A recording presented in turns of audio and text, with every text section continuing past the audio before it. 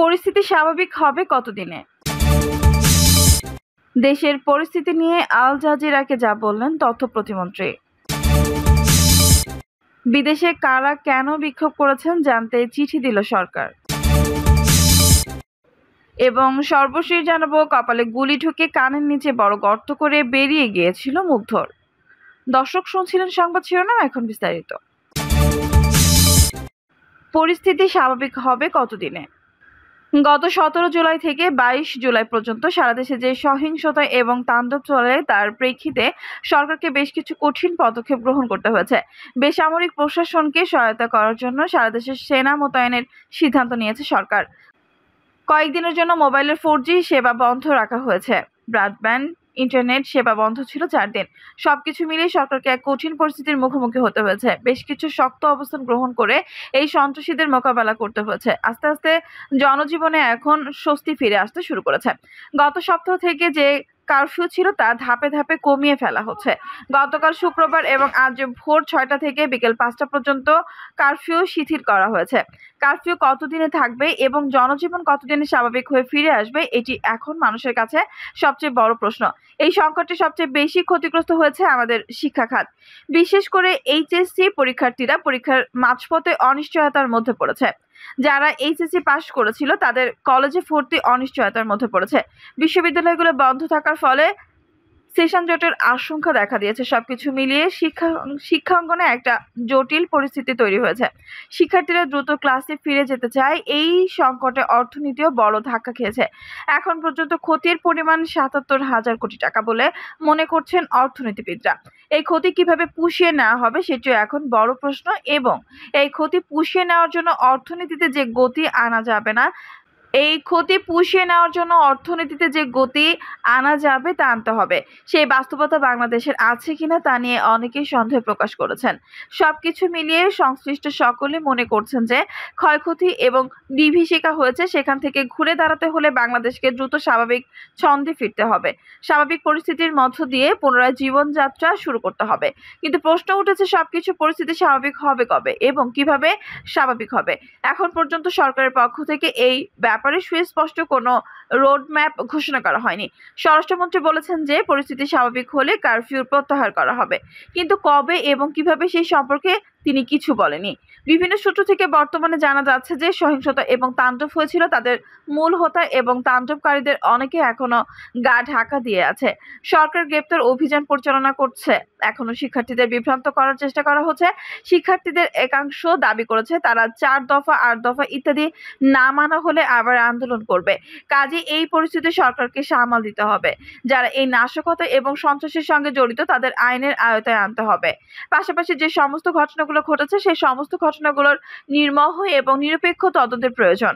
এই তদন্ত নিশ্চিত করার জন্য পরিস্থিতি আস্তে আস্তে স্বাভাবিক হবে বলে অনেকে মনে করছেন। এই করতে গেলে আরো 1 থেকে 2 সপ্তাহ লাগতে পারে। কেউ কেউ মনে করছেন আগামী মাস জুড়ে সরকার পরিস্থিতি পর্যবেক্ষণ করবেন এবং কারফিউ সহ অন্যান্য বিধিনিষেধগুলো বহাল রাখবেন। কারণ আগস্ট মাস অত্যন্ত স্পর্শকাতর মাস। তারপর হয়তো সেপ্টেম্বর নাগাদ পরিস্থিতি স্বাভাবিক হবে। তবে আগস্টের প্রথম সপ্তাহ নাগাদ শিক্ষা প্রতিষ্ঠানগুলো ধাপে ধাপে খুলে দেওয়া, এইচএসসি পরীক্ষা নেওয়া সহ শিক্ষার জরুরি কার্যক্রমগুলো চালু করার উদ্যোগ নেওয়া হতে পারে। দেশের পরিস্থিতি নিয়ে আল জাজিরাকে যা বললেন তথ্য প্রতিমন্ত্রী। কোটা আন্দোলন ঘিরে বাংলাদেশের সাম্প্রতিক ঘটনা প্রবাহ নিয়ে কাতার ভিত্তিক গণমাধ্যম আল জাজিরাকে সাক্ষাৎকার দিয়েছেন তথ্য ও সম্প্রচার প্রতিমন্ত্রী মোহাম্মদ এ আরাফাত। সাক্ষাৎকারে মোহাম্মদ আরাফাত বলেছেন, চরমপন্থী ও সন্ত্রাসী সহ তৃতীয় পক্ষ বিক্ষোভ উস্কানি দিচ্ছে। তিনি বলেন, আমরা ছাত্রদের সন্ত্রাসী বা অরাজকতা সৃষ্টিকারী বলছি না। তৃতীয় পক্ষ যারা এই আন্দোলনে ঢুকে এই সব কিছু শুরু করেছে। আরাফাত আরো বলেন, আমরা উত্তেজনা কমানোর জন্য সর্বাত্মক চেষ্টা করেছি, কিন্তু কিছু লোক আগুনে ঘি ঢালার চেষ্টা করছে, এমন পরিস্থিতি সৃষ্টি করতে চাচ্ছে যাতে তারা ফয়দা লুটতে পারে এবং সরকার পতন ঘটাতে পারে।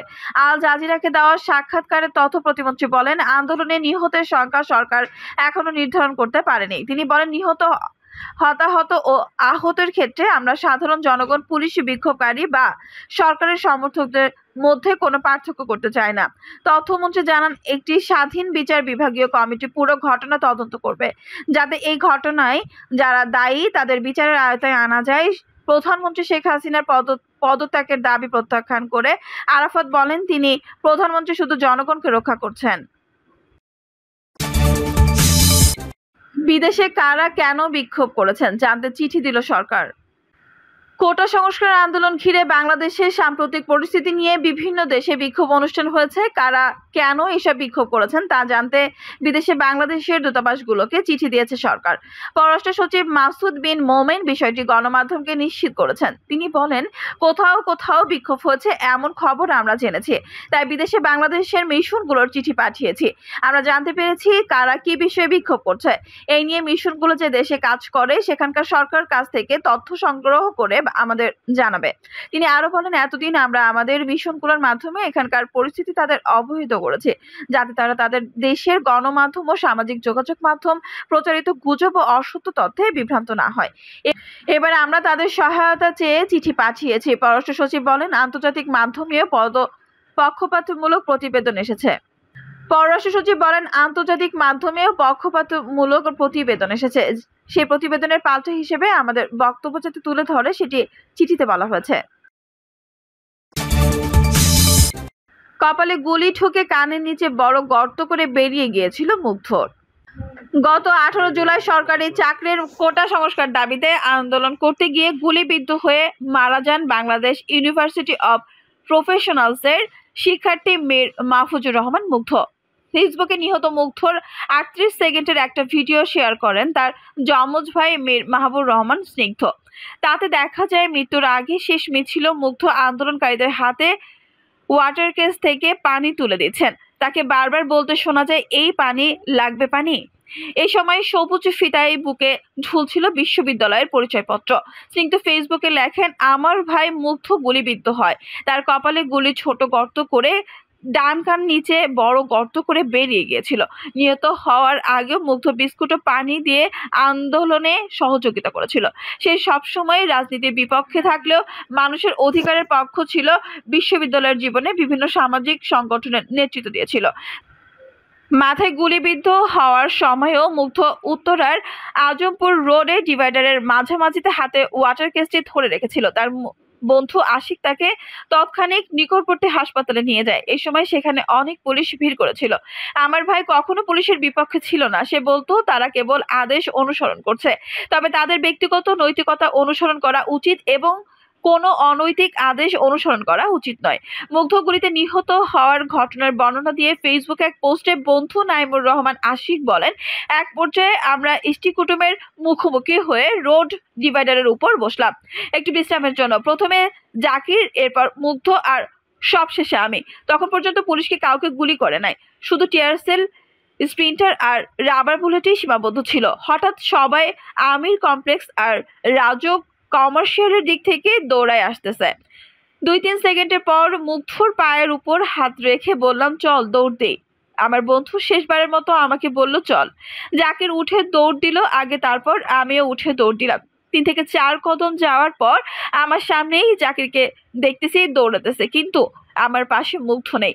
পেছনে ঘুরে তাকাতেই দেখি আমার বন্ধু ওই বসা অবস্থা থেকেই মাটিতে পড়ছে। চোখ দুইটা বড় করে আমার দিকে তাকায় আছে। হাতে সেই অবশিষ্ট বিস্কুট আর পানির বোতলের পলিথিন, কপালে গুলির স্পষ্ট চিহ্ন। আমি চিৎকার করলাম, জাকির মুগ্ধ গুলি খাইছে। সামনের দিকে একবার তাকাইয়া দেখলাম অসংখ্য পুলিশ অস্ত্র হাতে এদিকে আসতেছে। কেমন জানি গোলমাল লাইগা গেল। মাথা কাজ করতেছে না, শরীর নিস্তেজ হয়ে যাইতেছিল। একবার ভাবলাম মুগ্ধর পর্যন্ত যাওয়ার আগে আমাকেও গুলি করবে, তবু আমি দৌড়িয়ে মুগ্ধর কাছে গিয়ে ওরে ধইরা তোলার চেষ্টা করলাম। পারতেছি না একা। পাশেই একজন সাহস করে আসলো, চেহারা মনে নাই। 2 জন মিলে কোলে তুললাম মুগ্ধকে। পরক্ষণে বেশ কয়েকজন মিলে ধরলো। আমি রিকশায় আবারও আগের মতোই কোলে নিয়ে হাসপাতালের দিকে যাচ্ছি আর মুগ্ধর কপাল চাপ দিয়ে ধরে আছি যাতে রক্ত না বের হয়। আশিক লেখেন, আমার কাছে সবকিছু কেমন স্লো মোশন মনে হচ্ছিল। কিছুক্ষণ পরে ঝাপসা চোখে দেখলাম মুগ্ধর আইডি কার্ড হাতে।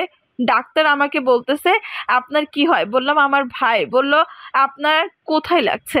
পানি খান, বেডে শুয়ে পড়েন। বললাম, আমার কিছু হয় নাই, ওর কি হয়েছে? বাইসা আছে? আমাকে বলল, পালস খুঁজে পাচ্ছি না। আমি একটু রিল্যাক্স হয়ে বসায় ফোন দেন।